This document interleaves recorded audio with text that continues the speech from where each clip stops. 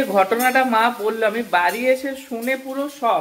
না টোটাল কটা আছে গুনি, 1 2 3 4 5 6 7 8। কথাটা কি বললো, বলছে লুকিয়ে লুকিয়ে খাই, তার মানে সত্যি কথাই লোকের মুখ দিয়ে বেরিয়ে যায়। মান হুঁশ নিয়ে হচ্ছে মানুষ, তো এদেরকে কি মানুষ বলা যায়? না মান আছে না হুঁশ আছে, এরা জন্তু জানোয়ারও এদের থেকে অনেক ভালো। ও হ্যাঁ, যিনি করেছেন, যিনি এরকম ঘটনা আজকে ঘটিয়েছেন, তার আবার মরার সময় হয়ে আসছে। মানে তার বয়সটা বুঝতে পারছেন, তার 60 আপ বয়স, তার এরকম অবস্থা। Good morning everyone and welcome back to our channel, আমাদের দিনলিপি ওয়ান্স अगेन। এখন বাজে সকাল 11টা।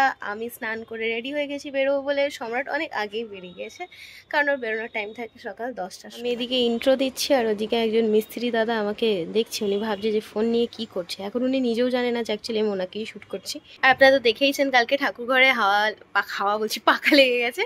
আর এতে করে হচ্ছে গিয়ে ঠাকুরদের সাথে সাথে যারা পুজো করে তাদেরও একটু সুবিধা হয়েছে, আমরাও বেশ ভালো হাওয়া পাচ্ছি।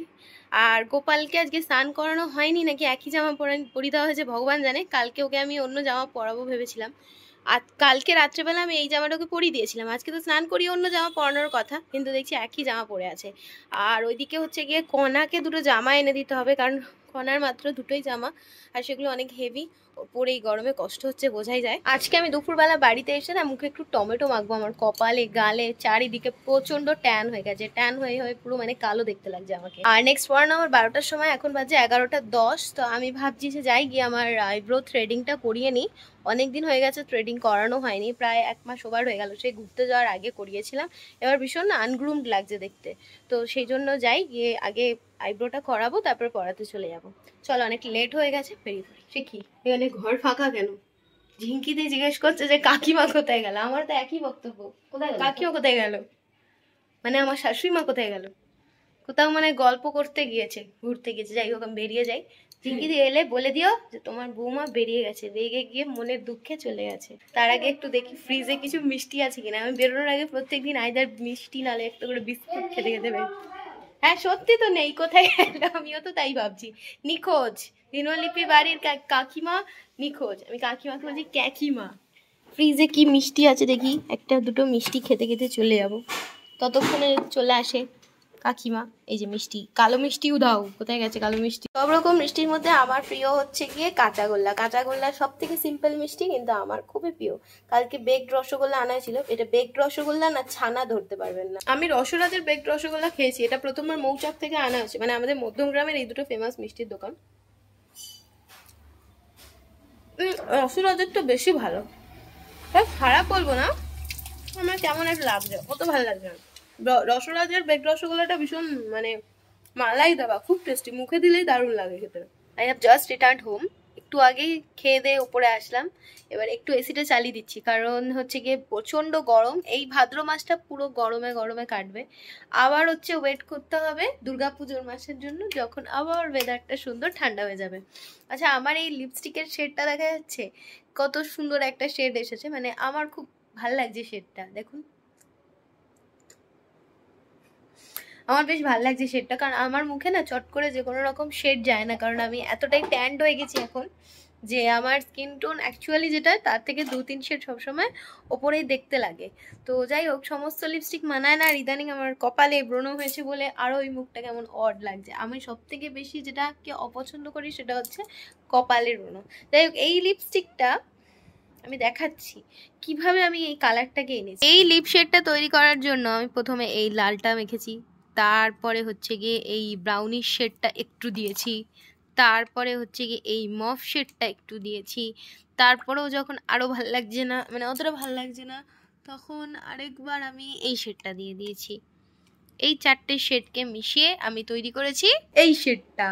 কেমন লাগছে শেডটা? ভালো, কারণ এক লাল দিলে ক্যাট ক্যাট করছে, শুধুমাত্র ব্রাউনটা দিলে যেন ওয়াশ আউট করে দিচ্ছে স্কিন টোনটা। তাই জন্য আমি 3-4টে শেডকে মিক্স করে একটা খুব সুন্দর শেড বানিয়েছি, যেটা আমাকে কমপ্লিমেন্ট করছে। I really like this shade. আমি ইউজুয়ালি মেকআপ পছন্দ করি না, কিন্তু লিপস্টিক আমার খুব ভালো লাগে। তোমাদের সাথে একদিন আমি আমার সমস্ত জুয়েলারি কালেকশন শেয়ার করব, দেখাবো আমার কি গয়না রয়েছে, সোনার প্লাস জাঙ্ক।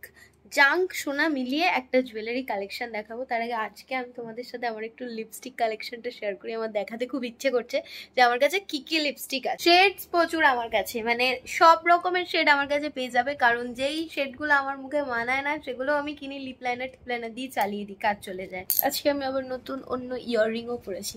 2-4 দিন ধরে না আমার ওয়াটার রিটেনশনের জন্য ফেসটা মনে হচ্ছে একটু বেশি ফ্যাট ফ্যাট লাগছে। এতটা মোটা নয় যতটা দেখতে লাগছে, কারণ ওয়াটার রিটেনশন হচ্ছে, আমার একটু হরমোনাল ডিসব্যালেন্স হচ্ছে, যার জন্য এরকম অড হয়ে গেছে ফেসিয়াল ফিচারটা। ওটা আবার 2-3 দিন লাগবে ঠিক হতে। এটা সব মেয়েদেরই প্রবলেম আমি জানি, তো আমি আর এক্সেপশনাল কেউ নই, তো আমারও এই প্রবলেমটা হয়। এই বক্সটার মধ্যে যেই লিপস্টিকগুলো খুব একটা ব্যবহার করি না সেগুলো থাকে। এইটা আমাকে সম্রাট কিনে দিয়েছিল একদিন ধর্মতলা থেকে, তো এটাও আমার খুব ভালো লাগে লিপস্টিক শেডটা। মানে ও কিনে দেয়নি, আমি পছন্দ করেছি, ও কিনে দিয়েছে আর কি, হি পেড ফর ইট। এই দেখো আমার কাছে কত রকম লিপস্টিক আছে। এটা কি, এটা কন্টার স্টিক, কিন্তু এটাকেও আমি অ্যাজ এ লিপস্টিক মাঝে মধ্যে মেখে নিই। টোটাল কটা আছে গুনি, 1 2 3 4 5 6 7 8 9 10 11 12 13 14। আরেকটা আমার ব্যাগে আছে, আর একটা হলে এই ভেতরে বক্সে আরও দুটো লিপস্টিক আছে। তো টোটাল ওই 16-17টা মতন হচ্ছে টোটাল, সব যদি কাউন্ট করা হয়। তো ঠিক করলাম তো, 2 4 6 8 10 12 14 15 16, হ্যাঁ ওই 16-17টা মতন।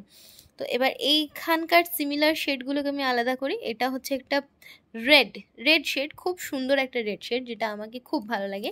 এইটা আরেকটা লাইট রেড শেড, এটার থেকে এই রেডটা যেন বেশি সুন্দর, আমাকে বেশি সুন্দর লাগে এটা পরলে। আর শীতকালে এই রেডটা পরলে ভালো লাগে, কারণ ওই যে আমার স্কিন টোনটা আবার ন্যাচারাল হয়ে যায়। গরমকালে যেহেতু 2-3 শেড ডার্ক হয়ে যায়, তো তখন এটা পরলে অতটা মানায় না। আর পিঙ্ক শেডের মধ্যে হচ্ছে পিঙ্কিশ ব্রাউন শেডের মধ্যে দুটো লিপস্টিক রয়েছে। এই লিপস্টিকটার রিভিউ তোমরা অনেকবার দেখেছো আমার শর্টস ভিডিওতে। এটা আমার খুব পছন্দের একটা শেড, কিন্তু এটাও আমি শুধু মাখলে আমাকে একদম কমপ্লিমেন্ট, কারণ আমি জানি না কেন যে লিপ লাইনার ছাড়া লিপস্টিক পরলে আমাকে এরকম অদ্ভুত দেখায়। তো এই শেডটার সাথে সিমিলার শেড আরও দুটো আছে, আমি দেখাচ্ছি। এই শেডটার সাথে সিমিলার শেডে আসে হচ্ছে এই যে সম্রাট যেটা কিনে দিয়েছে এটা, তবে এটা আরেকটু বেশি ব্রাউনিশ এটার থেকে, রাদার দ্যান দিস এটা আরেকটু বেশি ব্রাউনিশ। আর এই শেডটা হচ্ছে একটু বেশি পিচি পিঙ্ক। এই দুটো যেমন, এই দুটোর মধ্যে একটু ব্রাউনিশ টিন্ট রয়েছে, এটা পুরোটাই হচ্ছে কি কুল টোন, তাই এটার সাথে আমাকে সবসময় একটা ব্রাউন শেড ইউজ করতে হয়। এই গেল, দিকে আছে রেড শেড, আর পিঙ্ক শেডগুলোর মধ্যে এই দুটো আছে।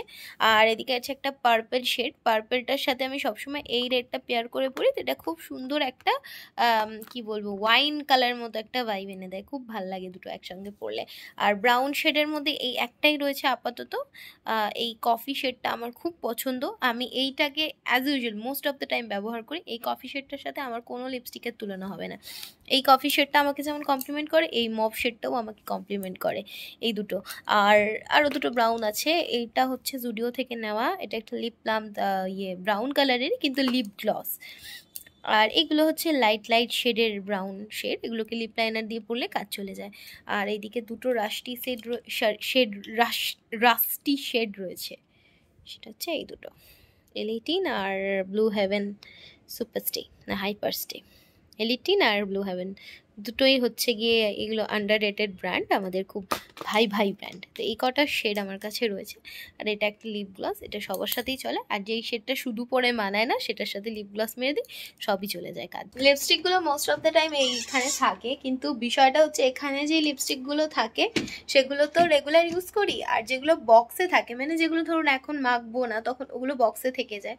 এই তো আমি কি করি, প্রত্যেক মাসে একবার করে আর ড্রেসিং টেবিলের লিপস্টিকগুলো ইন্টারচেঞ্জ করি। মানে যেগুলো এতদিন ড্রেসিং টেবিলে ছিল, মানে হাতের নাগালে ছিল, সেগুলো তো ওখানেই আছে। আর যেগুলো হচ্ছে গিয়ে মানে অনেক ইউজ করা হয়ে গেছে, সেগুলো আমি বক্সে ঢুকিয়ে দিলাম। নাহলে কি হবে, বক্সের যে লিপস্টিকগুলো ওগুলো আবার অনেক দিন আনইউজড হয়ে যাবে, তখন ওগুলোর মধ্যে একটা নষ্ট হওয়ার চান্স থেকে যাবে, সেজন্য ওগুলো এখানে থাকুক। ও আরেকটা লিপ শেড দেখাচ্ছি, তার প্রচুর বক্স, 3 বক্স আমার হচ্ছে মেকআপ প্রোডাক্টস। এর মধ্যে একটা শেড আছে মনে হয়, দুটো, একটা অরেঞ্জ আছে। আর দাঁড়াও দেখা, এই সময় আমি টিপের পাতা খুঁজে মরি। আর এদিকে কত টিপের পাতা এখানে রাখা, সুন্দর ব্রুজ রাখা, এই সমস্ত দরকারের সময় মরে গেলেও খুঁজে পাই না, এগুলো সব এর মধ্যে রয়েছে। আইশ্যাডো প্যালেট সব এর মধ্যে ভালো করে রেখে দিই। বাবা একটা এক্ষুনি দেখাচ্ছিলাম না, হাইপার স্টে লিপস্টিক, এই দুটোই আমার রেজিস্ট্রির সময় কেনা। দাঁড়া, এই যে এই দুটো একই। আর এর মধ্যে একটা লিপস্টিক ছিল তো, কই গেল, ও বাবা, আবার আরেকটা লিপ লাইনার, কত কিছু আমি কিনি আমার মনেই থাকে না। ও এইটাও অনেক দিন ব্যবহার করি, এইটাও আমার খুব প্রিয়। এই যে এই লিপস্টিকটা যেমন বললাম না আমার খুব প্রিয়, সেরকম এটাও আমার খুব প্রিয়। এটাও এখানে থাক, কারণ এটা অনেক দিন ইউজ করা হয়নি। নানা দিন ইউজ না করার ফলে না লিপস্টিকগুলো নষ্ট হয়ে যেতে পারি। Good evening. আজকে সকাল থেকে প্রচুর ব্যস্ত ছিলাম। সকালবেলা বেরিয়েছি, এখন ফিরতেও অনেক লেট হয়ে গেছে। দেখুন 8টা 8 এক্ষুনি ফিরিনি, 8টায় ফিরেছি।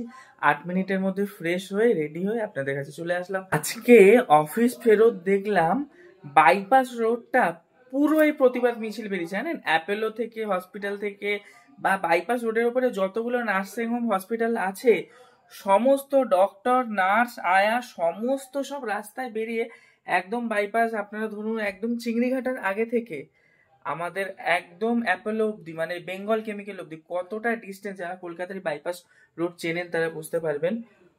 পুরো রাস্তাটা ভিড়, পুরো রাস্তাটা বন্ধ, পুরো রাস্তাটা প্রতিবাদ মিছিল চলছে। আশা করি খুব তাড়াতাড়ি আমরা দোষীকে শাস্তি দিতে পারবো। এবারে চলুন নিচে যাই, খাবার দাবার কিছু আছে নাকি দেখি। কি ব্যাপার মামুনি নায়ক, কি ব্যাপার? আজকে সারাদিন ভিডিওতে নেই আপনি। আপনার তো রেলা বেড়ে গেছে, এখন নাকি আপনি ভিডিওতে আসতে গেলে টাকা চাইছেন। আমাকে আমার বউ রিপোর্ট করলো, বললো মায়ের ভিডিও তুলতে গেলে মা এখন বলছে টাকা দেবে 200 টাকা করে পার ভিডিওতে দিতে। আমরা তো রোজ ভিডিও করি। এখন পার ভিডিও 200 টাকা, যখন আর্নিং হবে তখন পার ভিডিও 1000 টাকা। ও, যখন আমাদের আর্নিং হবে পার ভিডিও তো তোমাকে 1000 টাকা দিয়ে দিতে হবে। আচ্ছা, আমরা তো আর্নিং না, ভালোবেসে করছো তুমি ভিডিও, আর্নিং এর জন্য না এটা বলিস না, একটু আর্নিং এর আশা হয় না। আর্নিং এর আশা হয়, ঠিক আছে, এরকম বলতে নেই, লোকে খারাপ। গরিব। হ্যাঁ গরিব, সবাই গরিব মা। আচ্ছা তুমি কি রান্না করছো? আমি এখন দেখাবো না। এই মাই কি হলো? ঢাকা দিয়ে আমি ওটা মাংস কি ওটা? সারপ্রাইজ খাওয়ার আবার সময় আলু পেঁয়াজ, একটু দেখি না না না আমি দেখাবো না। একটু দেখাও, এই যে একটুখানি দেখাও দেখি তো। চিকেন না কি মটন, কি ওটা? খেতে খাওয়ার সময় বুঝবো ওটা কি, মানে দেখাবে না এখন? এখন দেখাবোই না, দেখালে সারপ্রাইজ থাকবে না। তাহলে এখন খাওয়ার জন্য কিছু খাবার দেখাবে? মুড়ি। না মুড়ি খাবো না। খিচুড়ি খাবো না, কালকের খিচুড়ি তাই না? না খিচুড়ি, আটা, কাঁচা আটা। মিষ্টি নেই ফ্রিজে? কি আছে, সোমপাপড়ি আছে। ওই তইটা কি গো? খিচুড়ি। একটু খিচুড়ি দাও খাই। খিচুড়িটা এত টেস্টি বানিয়েছিলাম আমি। এর মধ্যে তরকারিও আছে, এটা তো গরম করতে হবে। না তরকারি গরম করতে হবে না। তাহলে একটু গরম হোক, দাঁড়া। তাহলে সোনপাপড়ি দাও। খাবি না? না সোনপাপড়ি দাও। ওটা আমি ফেলে দেবো? দাও সোনপাপড়ি। নিয়ে খেতে পারিস না তুই? না নিয়ে খাওয়ালে ভাল লাগে না। আমি সবে রান্না করতে এসেছি। এই সোনপাপড়ি মা তুমি খাবে না, তোমার সুগার কিন্তু। আমি অত খাই না রে, সেই যা কালকে একটু খেয়েছিলাম। এই সোনপাপড়ি একটু খাও, টেস্ট আছে। না রে আমি খাবো না। খাবে না? না রে, চিনি দিয়ে করা। আমার মা আমায় বলছে কি আমি অত খাই না রে বাবু, আমি অত খাই না, আমি লুকিয়ে লুকিয়ে খাই। বলতে গেছিল লুকিয়ে লুকিয়েও খাই না আমি, বলে দিয়েছি আমি লুকিয়ে লুকিয়ে খাই না, মানে সত্যি খাই, সত্যি কথাটাই লোকের মুখ থেকে বের। লুকিয়ে লুকিয়ে খেলে অনেক খেতে পারতাম, বাড়িতে তো কেউ থাকে না। কিন্তু তুমি কথাটা কি বললে? আমার মুখ দিয়ে বেরিয়ে গেল, আমি খাই। কথাটা কি বললে? বলছে লুকিয়ে লুকিয়ে খাই, তার মানে সত্যি কথাই লোকের মুখ দিয়ে বেরিয়ে যায়। মাংস না কি করছো জানি না, তবে আলু দিচ্ছ কেন? কম আছে নাকি? অল্প আছে, একটু আলু না দিলে খাবি কি করে? মানে যাই হচ্ছে ভালো আইটেম হচ্ছে, এটা আমি বুঝতে পারছি, কারণ ধান্দাবাজি করে জানতে চাইছো, কিন্তু আমি জানাবো না তো অল্প না বেশি, বেশি চালাকি বলে দেবো। হ্যাঁ রে এইটুকু আছে জিনিসটা। আইডিয়া আমি করে নিয়েছি আজকে কি করছে। আগের দিনের মাটন আনা ছিল, একটু বেঁচে ছিল কাঁচা মাংস, ওইটাকেই করছে। ওইটাকে মনে হচ্ছে চিকেনের সাথে মিশিয়েছে। চিকেন মটন, চিকেন মটন আমি পাগলি, তো পাগলি আছি। কে জানে চিকেন মটন মিশিয়ে কিছু একটা করছে, মাংস টাইপের কিছু করছে, আমি 100% শিওর। ভালো কথা, আমি বাড়ি এসে একটা খবর শুনে পুরো শক হয়ে গেলাম। আমার মায়ের মুখে ঘটনাটা শুনে। এই যে আর্টিকেল চেষ্টা নিয়ে এত কিছু হচ্ছে, তাও মানুষের লজ্জা নেই, নির্লজ্জের মতো মানুষ। আমাদের এখানে বলে কোন বাড়িতে কি হয়েছে, কোন মহিলা গেছে, তাকে কে জাপটে ফাপটে ধরেছে, সেই পুরুষটাকে ধরে নিয়ে গেছে। আমি ডিটেলসে বলছি না, যাই হোক একটা বলছি, মানে আমাদের পাড়াও এরকম একটা কেস ঘটেছে। মানে এখন ঘরে ঘরে দেখছি মেয়েদেরকে নিয়ে এইসব হচ্ছে, মানে কোনো মেয়েদের কোনো সিকিউরিটি নেই। আচ্ছা তুমি বলতে বলতে তাহলে ঝপ করে একটু দেখে নি কি হচ্ছে এটা। তাও দেখাবে না কথা বলতে বলতেও? কি জানা, আমার কি একটা সারপ্রাইজ থাকতে পারে না? ঠিক আছে করো, যাও, রাত্রে দেখবো একবার। এই যে ঘটনাটা মা বললো, আমি বাড়ি এসে শুনে পুরো শক। আমরা ডিটেলসে কিছু বললাম না, কারণ পাড়া ঘর দরের ব্যাপার তো, ডিটেলসে বলছি না কে কি বৃত্তান্ত, তবে আমরা চিনি তাদেরকে। মানে এমন বিচ্ছিরি একটা ঘটনা বাড়ি এসে শুনলাম, আর এই নিয়ে এত প্রতিবাদ চলছে। সব থেকে লজ্জার ব্যাপার হলো এখনো চলে যাচ্ছে এইসব কাজকর্ম। কারা করছে তারা কি মানুষ না কি তারা মানুষ বলতে মানসিকতা হারিয়ে মানুষ ফেলছে। মানুষ মানসিকতা হারাবে কেন? মানুষ হলো কাদের বলে? যাদের মান আর হুঁশ দুটোই থাকে। মান হুঁশ নিয়ে হচ্ছে মানুষ। তো এদেরকে কি মানুষ বলা যায়? না মান আছে না হুঁশ আছে, এরা জন্তু জানোয়ারও তাও এদের আবার থেকে অনেক মরার ভালো। সময় হয়ে আসছে। ও হ্যাঁ, যিনি করেছেন, যিনি এরকম ঘটনা আজকে ঘটিয়েছেন, তার আবার মরার সময় হয়ে আসছে। হয়তো 10-এর কাছে বাজবে। মানে তার বয়সটা বুঝতে পারছেন? তার 60 আপ বয়স, তার এরকম অবস্থা। তো চলুন এইসব নিয়ে না যত কথা বলবো, এইসব নিয়ে যত আলোচনা করবো, তত নিজেদের ওপর নিজেদের রাগ হবে, নিজেদের সমাজের ওপর রাগ হবে। আর কিছু মানে হাতের মধ্যে আমাদের আর কিছু নেই, সবই হাতের বাইরে। এরপরে সবাই একজোট হয়ে যেটা করা হচ্ছে সেটার এতে যদি কিছু বিচার হয়। প্রেরণার পড়ানো হয়ে গেছে, ও ফোন করলো, যাই ওকে গিয়ে নিয়ে আসি, পরে দেখা হবে আবার। আমি গেছিলাম প্রেরণাকে আনতে, আনতে গিয়ে দেখি একটা প্যাকেট হাতে এগিয়ে দিচ্ছে। বিকেলবেলা তার আগে আমাকে বলছে আমি অনেকদিন বিরিয়ানি খাই না, বিরিয়ানি নিয়ে আসবে।